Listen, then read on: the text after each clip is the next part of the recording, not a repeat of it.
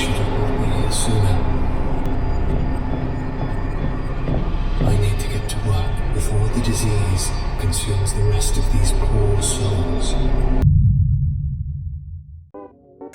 I like to call SCP-049 the Mr. X of SCP Containment Breach. He shows up a little ways into the game and then relentlessly pursues you through the facility. Then, after the 20th encounter with him, you'll start to wish it was literally anyone else chasing you right now. 049 is the most basic enemy of them all, with no standout abilities or traits to spice up his encounters, aside from his voice, of course. Do not be afraid. I am the cure. That being said, there's still quite a lot going on in his behavior, as you can probably tell by the many buggy moments with him you've more than likely experienced. How 049 spawns around the map, how he tries to use pathfinding to reach his goals, why this door refuses to stay open, why this store refused to open at all, and why 049 was once allowed to do this, shall all be covered in this month's episode of SCP Containment Breach EX. 049's behavior has always intrigued me ever since he was made 10 times as prevalent in the 1.3.10 update, so this is a video I am very excited to make. In that case, let me get on with making it and dive right into the inner workings of everyone's least favorite physician. There's no need to hide. I'm here to help. Unlike the previous two enemies I covered, SCP-049 is not spawned into the game right away. He is only spawned upon either stepping inside the surveillance room or by taking the elevator down to his own containment chamber. Once he's spawned in, he'll be kept in an inactive state until either room's room event activates him. This will either be upon opening this keycard door in the surveillance room, or flipping both power switches and then approaching one of the elevators in 049's chamber. Fun fact, if 049 is spawned in by the surveillance room, he can actually be seen chilling above the room in an A pose. Anyway, once 049 is activated through either of these two methods, he will now remain as a threat for the rest of the game, and unlike 173 and 106, there is no way to get rid of him. If you use the pocket dimension to travel to Heavy Containment Zone without needing a level 3 keycard, and go gambling at 914 for a level 4 keycard, you can skip both of these events and thus prevent 049 from appearing in your playthrough. Which is probably for the best. Now getting into his behavior code, we have here the first NPC to actually use his state variable the way you'd expect, though we're still not quite at the standard practice for it. 049 has 6 states numbered 0 through 5. State 0 is absolutely nothing. If I had to guess, this is 049's initial state upon being created, and he remains at this state while waiting to be activated by one of the aforementioned room events. State 1 is a short animation of 049 looking back and forth with no other behavior. After the animation is finished, 049 goes to his main behavior state. As far as I can tell, this state is only set when 049 is spawned in with console commands. Speaking of his main state, that's what State 2 is. Everything about his attempts at pursuing the player is in here, from chasing to pathfinding. Again, not quite how you'd expect behavior states to work, but it's how they did it. State 3 is 049's kneeling animation for after he successfully kills you. States 4 and 5 are special behavior states used by a couple of room events, which I will cover later. For the majority of this video, we will be looking at State 2. For starters, 049 will not do anything if the player is currently inside any of these areas. Otherwise, he'll act as normal. I'll start with what happens when 049 is too far away from the player. In this case, too far is high distance times 2 meters away. High distance is 15 by default, so that means 30 meters away. And for reference, the distance between these quarters is 1 meter. If 049 is further than 30 meters from the player, then he will do one of two things: call teleport closer, or go idle for 1 minute. The chances of doing both of these depends on the other difficulty factors setting. On easy, he has a 1 in 3 chance of teleporting closer instead of going idle. On normal, it's a 50% chance, and on hard, it's guaranteed, and 049 will never go idle under these circumstances. For what these two options actually do, let's start with teleport closer, which I've already talked about in my video on SCP-173. The NPC calling this function looks at the facility's many waypoints and finds one that takes them closest to a 16-meter no-go zone surrounding the player. On aggressive NPCs mode, this zone is 8 meters instead. The waypoint being teleported to must also be 1 to 10 meters away from the NPC in question. Once a waypoint is found that satisfies these conditions, the teleport will occur if either the waypoint is located in the main facility, the NPC is out of bounds, or aggressive NPCs mode is on. If any of those are true, the NPC teleports. 049 doesn't use this function nearly as much as 173 does, seeing as the distance required is 30 meters as opposed to 173's 12 meters. As such, aggressive NPCs mode doesn't cause 049 to teleport that much closer to the player like it does with 173. If the chance to call teleport closer fails, then 049 will instead go idle, meaning he will disappear off the map entirely for 1 minute, or 30 seconds on aggressive NPCs mode. After the minute, or the 30 seconds, is up, 049 will find a room 2 rooms away from the player and teleport to the room's center, beginning his pursuit once again. But if you're playing 1.3.11, sometimes 049 will instead teleport directly into the room you're in after the idle timer reaches 0.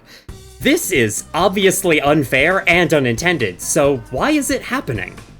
The way the game searches for a room to place 049 in is that it takes the player's current room and searches all the rooms that are adjacent to it. Then, for each of the adjacent rooms, it'll search for that room's adjacent rooms. If any exist, then 049 is placed there.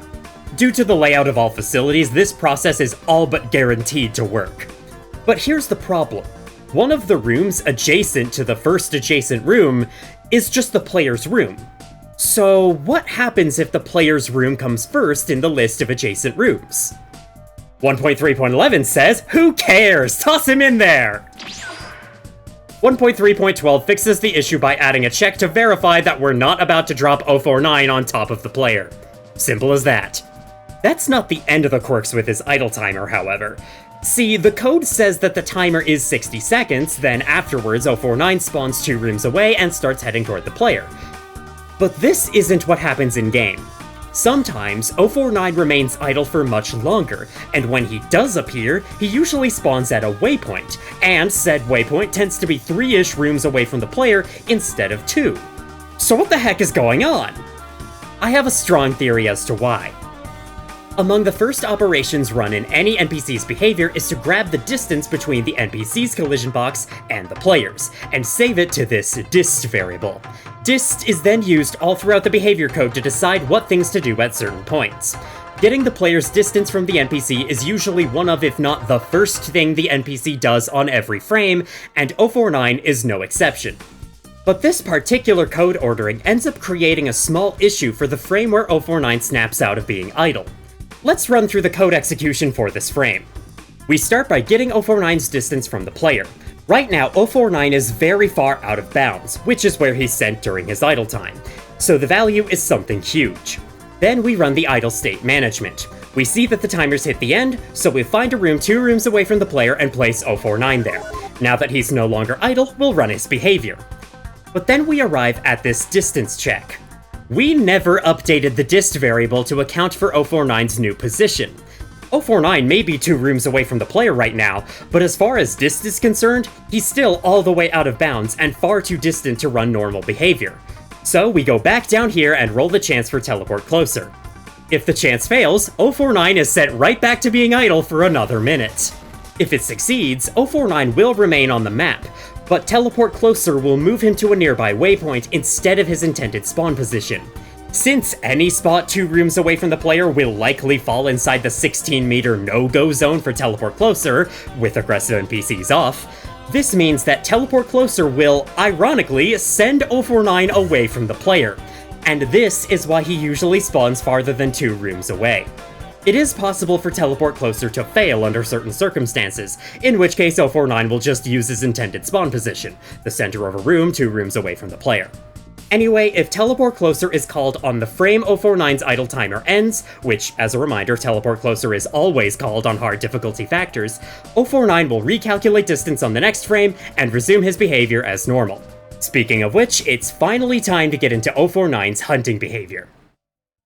Assuming 049 is close enough, not idle, and the player isn't inside any special areas, 049 will start by detecting the player using the Me NPC Sees Player function, which is a lot more involved than the simple line of sight check the previous 2 enemies used. For a refresher, both 173 and 106 detected the player by checking if both their collision boxes had a direct line of sight. effectively giving them 360-degree vision. In contrast, this function, used by the Nine-Tailed Fox, the 008 infected zombie, though not the 049-2s for some reason, and 049, is a lot more involved, adding two key differences from the other method. First of all, on top of requiring line of sight, the NPC must also be facing the player before they can see them. Their vision range is quite expansive, going 60 degrees in both directions, but this does enable the player to hide behind the enemy in a way they can't with 173 or 106. However, hiding this way is made difficult by the second key difference in this detection system. This function also grants the NPC the ability to hear the player. Let's talk about how that works. Noise the player is making is determined by the player sound volume variable. Upon making a noise, it'll be set to a certain value based on the volume of said noise. After that, I think the intention was that the volume would decrease over time, but the math of this curve value function says that it should be dropping to 0 on the very next frame. Either way, it doesn't matter too much. Footsteps are the main noisemaker, with every step the player takes emitting a noise enemies can hear. Walking footsteps emit a noise of volume 2.5, sprinting footsteps make a noise of volume 4.0, and crouched footsteps make a noise of volume 1.9. In 1.3.11, the walking footsteps and sprinting footsteps' volumes were mistakenly swapped around. I guess because whoever programmed it took if sprint equals 1.0 to mean is the player sprinting, when it actually means is the player not sprinting. Confusing for sure. Anyway, this means that walking was actually louder than sprinting in 1.3.11. This has been fixed as of 1.3.12. The only other two noisemakers are dropping from a height, which emits a 3.0 volume noise upon landing, and activating a Tesla gate, which emits an 8.0 volume noise. Other than that, no other sound the player can cause emits a noise for enemies. As for how noise volume interacts with this detection function, let's go through the function's logic. First, we run a distance check to see if the enemy is too far away to detect the player. The base distance is 8 meters. This distance will be increased by the current player sound volume, and decreased by 1 if the player is crouching. If the enemy is farther than this distance, they do not detect the player. Otherwise, we'll keep going. If player sound volume is higher than 1, meaning the player just made a sound, we'll check if the enemy is facing away from the player and if their collision boxes have line of sight. If that's all true, the enemy will instantly spot the player. If you've ever noticed 049 or the NTF whipping around to face you after taking a step towards them, this is why that happens. The easiest way to think of it is that the enemy will temporarily gain 360-degree vision whenever the player makes a noise. If the collision boxes do not have line of sight, then the enemy will simply hear the player's noise instead. Unless the player is crouching, and the enemy is told to ignore crouched footsteps. 049 is not told to do this in most cases, so he'll pretty much always hear you. If an enemy hears you, what they do from there is up to the enemy in question. For example, the NTF enter a search mode where they will try to find the player in their immediate vicinity. What does 049 do when he hears you? Well, nothing. This function will return the number 2, indicating that 049 hears the player, but 049's behavior code doesn't do anything with this information. So 049 turning around to chase the player if they make a noise while in his line of sight is the only way he uses the player's noises to detect them. Otherwise, he continues trucking along with no changes in his path or anything. Anyway, whether or not the player just made a noise, the function will consider the player detected if the NPC is facing toward them and there's an unbroken line of sight between the collision boxes. Otherwise, we don't detect them. And now we can get started on 049's main behavior. How long has it been so far? If 049 sees the player, the Doctor achievement will be granted, 049 will play one of his 7 spotted voice lines, and then he will move directly toward the player. He will not say any other voice lines beyond the initial one, and his pathfinding and ability to open and close doors are both disabled during the chase. If he comes within 3 meters of the player, he will outstretch his hand. This is just cosmetic and does not affect his kill range. Speaking of which, his kill range is 0.5 meters. When he gets closer than this, he lands the kill and sets himself to state 3. From there, if you're inside his containment chamber, he'll signal the chamber's room event to start its process and set the death message for it. The room event will then use the fall timer to play the falling animation without killing the player just yet. Then the sequence where the player is an instance of SCP-049-2 plays out, and they get shot by the NTF, who finally land the kill. Unfortunately, you can't do the same save and load exploit that you can with 106, because saving the game is disabled once the event activates. If you're not inside 049's chamber, then 049 just kills you himself with no special scene. If you are wearing either SCP-714, the Jade Ring, or a hazmat suit, 049 will run into a bit of trouble trying to kill you.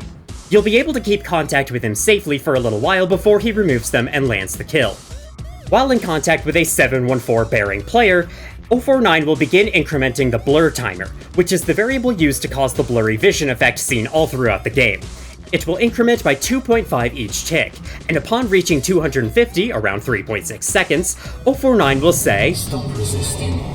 I'm here to kill you." Once blur timer reaches 500, around 7.14 seconds, quite the coincidence, he will take off the ring and kill you. Indeed, using a global timer variable that is the source of a visual effect that many things in the game make use of as the timer for this situation is certainly a choice. I'm sure this could never result in something unintended. Yeah, so if your vision is already heavily blurred from something else, 049 ignores the ring and kills you instantly. This game is hilarious. The hazmat suit is a similar story. 049 increases the blur timer yet again, and says, "Let's get this strange garment out of the way." upon it reaching 250. At 500, the screen will shake and the timer will go back to 260, but the hazmat suit's state 2 value increases by 1. This will repeat until the state 2 value is 3, and then 049 will remove the suit when blur timer reaches 500 again, followed by the player's death. So the hazmat suit takes longer for 049 to remove, but every time the screen shakes, he makes permanent progress that can't be undone by moving away from him. The timer for 714 will decrease upon moving away, unless your vision is blurred by something else of course, giving you essentially unlimited protection against 049 as long as you maintain distance for as long as possible. And yes, the same blurry vision issue applies to the hazmat suit as well.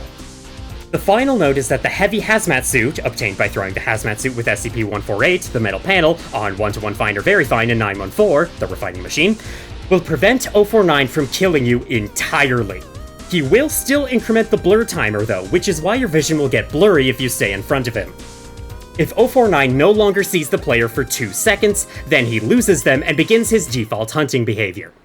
He will first stand still for 5 seconds, or 3 seconds on aggressive NPCs, and afterwards attempt to pathfind to the player. Here's where things get a little complex. Containment Breach's pathfinding system is to draw a path along the facility's waypoints that would bring the NPC close to a certain target. In 049's case, this target is the player. You can roughly see where all the waypoints are by using the wireframe cheat. The red lines on the floor are all paths between 2 or more waypoints, and the parts where they meet or subtly change direction are where a waypoint is. It's also worth noting that all the doors in the facility are waypoints.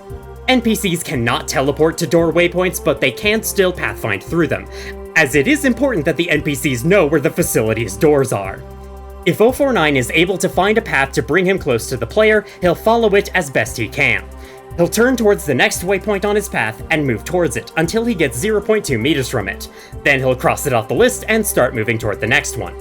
If his next waypoint is a non-elevator door, he is within 0.6 meters of it and the door is closed, he'll first make sure the door isn't locked in some way. If the door is locked, then that's an issue.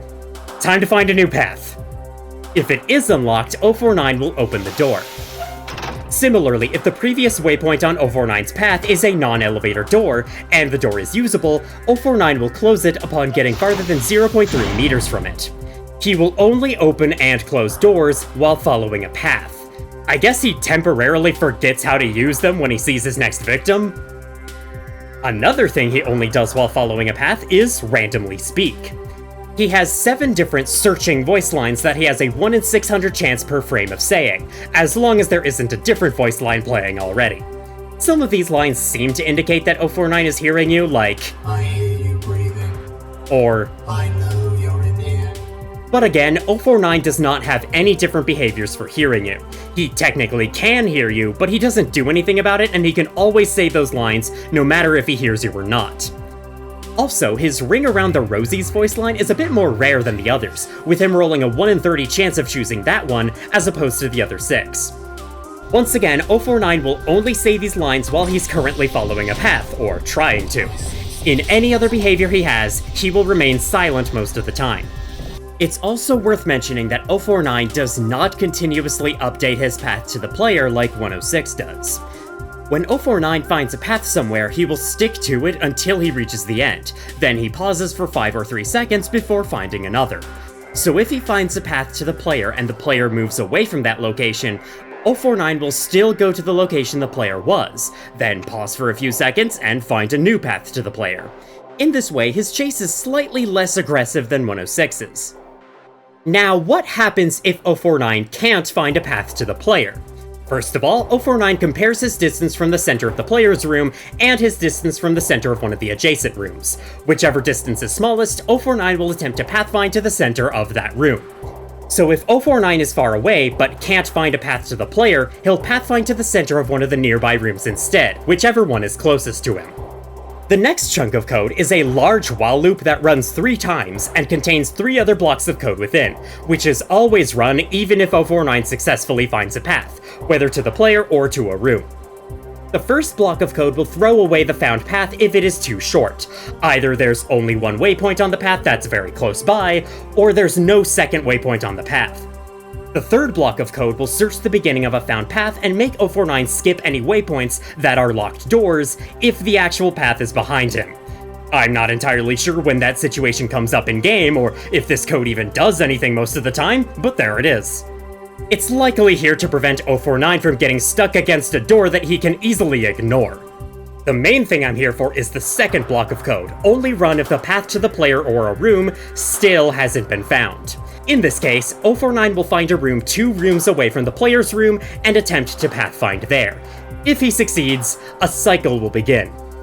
While the player remains unreachable through pathfinding, 049 will move to a nearby room, then fail to find a path and thus move away.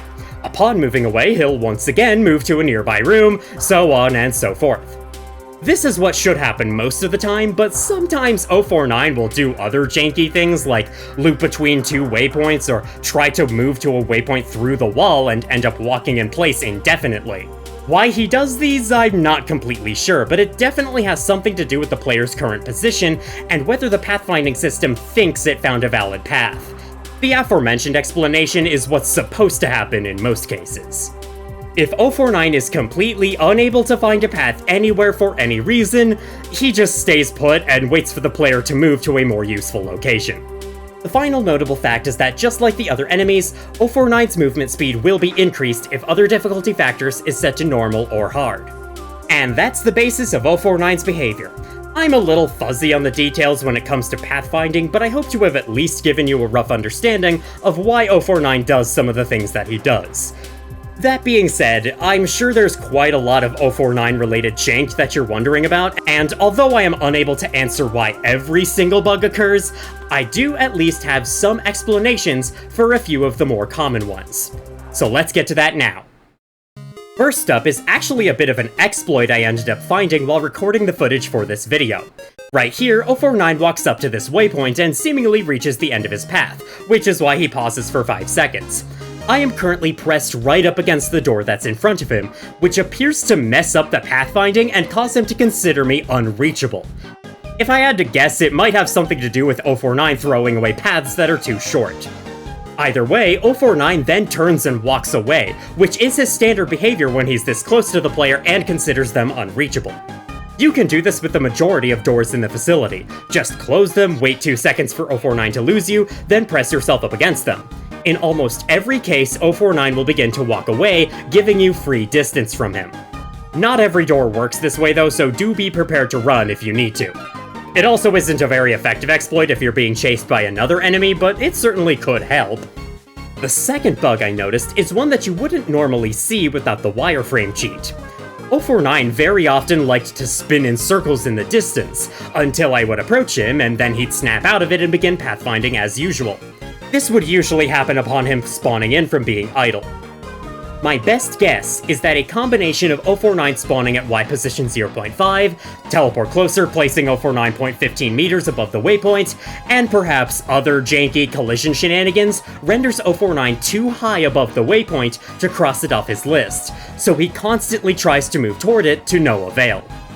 You'd think he would just fall onto the waypoint because he isn't 106 and gravity does apply to him. And this is true, but only if the player is close enough. If NPCs are too far away from the player, a very short distance at that, gravity does not affect them. I guess the developers thought it would take too much processing power or lead to other issues. So 049 will struggle to reach the waypoint until the player gets close enough to let him fall onto it. To be honest, I'm glad this bug exists because it means that 049 essentially remains idle until the player enters a certain zone, which makes him far less annoying than he would have been otherwise. And though it might look kinda silly, remember that in normal gameplay you wouldn't see him doing this in most cases. All you'd see is him wandering out of the door he was behind when you get close enough. But while we're on the subject of things deactivating when they're too far from the player, another one of those things is wall collisions. In this footage, 049 is stuck inside this wall. When I move far enough away, the collisions of that room deactivate and he is now allowed to walk through it freely. If I had to guess, this is the #1 cause of NPCs getting stuck inside walls or other out-of-bounds areas. The player gets too far away from the room, which turns off the collisions, the NPC steps into the space where the walls once were, but then the player returns and activates collisions again while the NPC is inside the wall. And now, they're stuck. This is what happened to 049 here. He spawned inside the stairwell room leading to SCP-012, the music sheet, and began to pathfind to me. But because I'm far away from that room, he ended up walking through the wall to the area right next to this door. The next room over still had its collisions active, so he ends up being blocked here and starts walking in place. Once I move even further away, the collisions in the adjacent room free him and he starts making his way to me for real. To think such a confusing bug had the most simple of answers.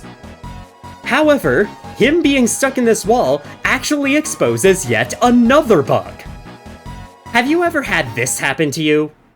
Alright, 049, you're still stuck, right? What the? Thing's not working. Door's stuck! Door's stuck!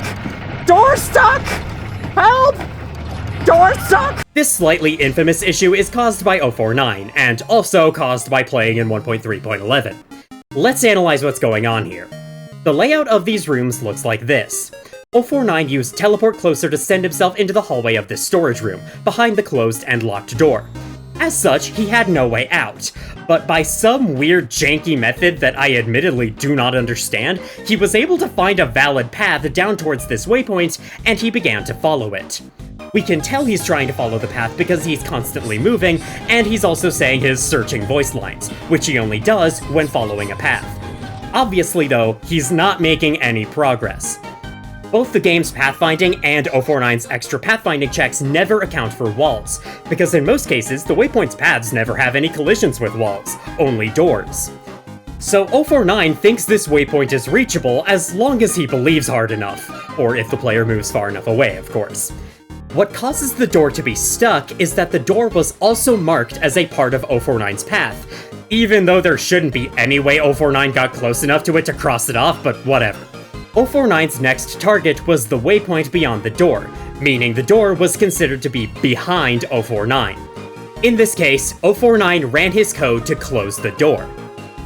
Thing is, when 049 closes a door, he doesn't just click the button once and call it good. As long as the previous waypoint on his path is a door, and he is farther than 0.3 meters away from that door, he will constantly try to close it on every frame. And that's what you see here. Even though 049 was not past the door, he believed that he was, and as such, continuously closed it. If the player tried to open it in version 1.3.11, 049 immediately shut it before the open animation can continue, causing the door to be glued shut. 1.3.12 half fixes this issue, as now the door must be fully opened before 049 is allowed to close it. 049 will still keep closing the door, but since the door can open further, the player can now pass through it and not get stuck. So the bug still exists, but it will no longer softlock the player's game session. For a couple more janky things, here we can see 049 trying to go down the stairs in the server room, but because I'm too far away, he doesn't actually descend and gets stuck trying to reach the waypoint on the landing until I get close enough again. He is able to ascend stairs without gravity just fine. He also absolutely refused to open this door to reach me until I moved very far away from it. Definitely a pathfinding quirk, but I unfortunately don't know the exact cause of it. And yes, 049 spawning behind locked doors is a fairly common occurrence due to how many of them have a waypoint behind them. 049's teleport closer calls can take him to any of these waypoints, even if it ends up trapping him inside. Probably the funniest case of this I saw was 049 teleporting inside Dr. Harp's office. Is the game trying to tell us something? That's all the 049 jank that I know of and have a reasonable explanation for. Before we move on to the room events, it's worth noting that 049 causes the nine-tailed fox to run away from him the same way 106 does. They have special voice lines for spotting him, but that's about it. Now onto those events. I'll start with the room event in 049's own chamber. Upon taking the elevator down, the power will go out and the player must activate 2 levers throughout the chamber. The one that turns the lights back on will also activate the 2 SCP-049-2 instances in the chamber, which will begin to slowly chase the player. Once both switches are flipped and the player approaches an elevator to exit, 049 spawns inside the elevator and the door opens. He will also say, I wasn't aware we had company. We rarely get visitors down here. If 049 wasn't active yet in your current playthrough, well, he is now. And that's about it for this event. The next one is in the Room 4s of the Light Containment Zone, which is guaranteed to appear on the map as long as an instance of Room 4 exists. This event will place 049 on the catwalk of the room, where he will do nothing and just stare down at the player until they get far enough away. Let's see how this event works. When the player is within 16 meters of the center of the room, and 049 is in Behavior State 2, and at least 16 meters away from the player, 049 will be set to Behavior State 4 and teleported to the catwalk. If the player then moves out of the 16 meter range from the room, 049 will be reset to State 2 and placed on the ground. The rest of the event is handled within 049's behavior code, funnily enough. When the player comes within 8 meters of 049 while he's in Behavior State 4, then 049 will begin turning toward them, again doing nothing else. Aside from this weird little dance, I don't know what that's about. Once the player moves 12 meters away, 049 will set himself back to State 2 and place himself back on the ground of the room, and the event will see this and delete itself afterwards. A very strange event for sure, but it could make for a decently spooky moment. That said, I did encounter a bug where 049 remained in State 4 despite not being on the catwalk. Could be caused by his idle timer running out and repositioning him just before the event triggered, but either way, I'm not really sure why this happened. Final note about the event is that all these checks are run every 5 seconds of real time, rather than every frame, which is kind of a rarity in this game. The final and most notable room event I'll be talking about is the initial 049 encounter in the surveillance room. Upon opening the door to the main room, 049 will spawn in after a few seconds, being set to Behavior State 5, which essentially contains a mini version of his pathfinding system along with a few other behaviors. The main thing is that he follows a scripted path set by the room event up to the camera screens, where he will give his speech about seeing the disease and needing to stop it, followed by him walking to a couple more scripted points before exiting the room. While in Behavior State 5, he has 2 key differences in regards to detecting the player. First of all, he is told to ignore the noise made by crouched footsteps, so as long as you stay crouched, he can never hear you. And that's because, in this event, 049 does actually respond to noises you make. If you make a non-crouched footstep sound while not in 049's line of sight, he will attempt to pathfind to your location. This may not always work due to pathfinding jank, but he is clearly responding to the noises you make now, unlike every other encounter with him. When he reaches the end of his path, he'll wait 5 seconds, and after that, do absolutely nothing. Seriously, he stops animating and everything. He will snap out of this state if he either sees the player or hears them again. Remember that 049's vision is temporarily set to 360 degrees, even if you make a crouched footstep noise, so he can still hear you that way, even if you're crouched. If at any point during the event 049 is able to see you, he will snap back to Behavior State 2 and end the event early, signified by the music going back to normal. Otherwise, 049 will walk out of the room and attempt to move somewhere very far away, followed by going idle for 1 minute. If other difficulty factors is set to hard, this is the only time 049 will ever go idle. 049 will then be in behavior state 2 and officially be activated in your playthrough if he wasn't already. For a final note, if you try to leave the room during the 049 encounter, the door at the bottom of the stairs will close and lock, courtesy of SCP-079, the computer. It will not unlock until the event is over. There may be a few more complications with this room event, but that's the gist of it and also the most interesting facts about it I was able to find. And that is everything that I know about SCP-049. I'm definitely not as certain about everything I said in this video as I am for 173 or 106, but most of this should still be correct. If there's anything you think I missed, feel free to let me know down below. My ultimate conclusion for 049's behavior is... what the heck was going on? This guy might be one of the jankiest enemies in the entire game, second only to a certain cleanup crew. We'll get to them some other time. For a small opinion piece to wrap up, I find 049 as an enemy to be kind of boring. He's not a badly designed enemy or anything, and I'm glad he exists, but he doesn't have any special abilities that let him stand out from the other enemies. And you encounter him far too many times throughout the game. I'm honestly glad for some of his bugs, like getting stuck in walls or spinning in circles in the distance, because he's already too common of an enemy in my opinion, and if it weren't for these bugs, he would be even worse. As much as you may enjoy his voice, believe me when I say that hearing "Fear not, I'm not trying to harm you" for the 50th time will make you want to deafen yourself with some good old Beethoven from Eric's Toy. Again, he's not a terrible enemy, but compared to something like 173, he doesn't hold a candle. Anyway, opinion piece done. I hope you enjoyed this video, and I hope you learned something new in the process. For my next Containment Breach video, I may choose to put a pause on SCP behavior in favor of one of many other ideas I have. To give a small list of ideas, I've been thinking of making a video analyzing Containment Breach's game design in general, seeing what I think works and what doesn't. That would then lead me into talking about how the game's various mods alter that design, which gives me a reason to finally talk about the mods, as you all have been wanting me to. I don't think I'm going to be analyzing their code anytime soon, though. Other ideas include a version history of Containment Breach, explaining how the difficulty settings work and also giving a guide to Keter mode, and of course the rumored Miscellaneous Facts Part 2, which I have collected a number of facts for and just need to start getting footage of. Whichever one I pick, I hope it'll be worth the wait. Thank you all for watching if you did, and as always, I will see you all in the future.